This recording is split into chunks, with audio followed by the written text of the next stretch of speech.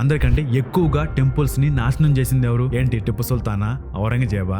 కాదు బ్రదర్, రాజా హర్షదేవ్, ఒక హిందూ. ఈ విషయం ఎవరైనా చెప్పారు ఇప్పుడు దాకా మీకు? రాజా హర్షదేవ్ కాశ్మీర్ ని పాలించాడు. ఇతను టెంపుల్స్ లో ఉండే సంపద అంతా దోచుకోవడానికి డైరెక్ట్ గా తన మంత్రి మండలిలో దేవోత్పద నాయక్ అనే అధికారిక మంత్రిత్వ శాఖను స్థాపించాడు. మీకు అర్థమయ్యేలాగా చెప్పాలి అంటే తెలంగాణ హైడ్రా లాగా. అంటే హైడ్రా గుడ్డా బ్యాడ్ అని చెప్పడం లేదు, జస్ట్ ఎగ్జాంపుల్ గా దాని కింద వచ్చిన వాటిని అన్నింటిని కూల్చుకుంటూ పోతుంది కదా, అలా. సో వీళ్ళు టెంపుల్స్ మీద దాడి చేయడం, కూల్చడం, అక్కడ ఉన్న సంపద అంతా తీసుకొని పోవటం, ఇదే పని. శ్రీనగర్ లోని రణస్వామి ఆలయం, మోర్తాండ్ ఆలయం, ఈ రెండు తప్ప ఆల్మోస్ట్ అన్ని టెంపుల్స్ నాశనం చేశారు. అలా 300 పైన ఆలయాలను కూల్చి విగ్రహాలు తీసుకొని పోయి కరిగించి బంగారు వెండి నాణాలను చేపించుకున్నాడు. ఈ విషయాలన్నీ కల్హణ కవి రచించిన రాజతరంగని గ్రంథంలో క్లియర్ గా ఎక్స్ప్లెయిన్ చేస్తుంది, ఏ టెంపుల్స్ ఎక్కడ నాశనం చేశాడని చెప్పి. అతను ఎందుకు కాదు, తురష్క అని డైవర్ట్ చేయడానికి చూస్తున్నారు బ్రదర్. అతను లోహర రాజవంశానికి చెందిన బ్రాహ్మణ కులంలో జన్మించాడు మరియు శైవ సాంప్రదాయాలను అనుసరించాడు. అంటే వాళ్ళు ఎక్కువగా శివుని పూజిస్తారు. రాజకీయ నాయకుల్లాగా నేను చెప్పను. ఔరంగజేబ్ అయినా, రాజా హర్షదేవ్ అయినా, వీళ్ళందరూ టెంపుల్స్ మీద దాడి చేసింది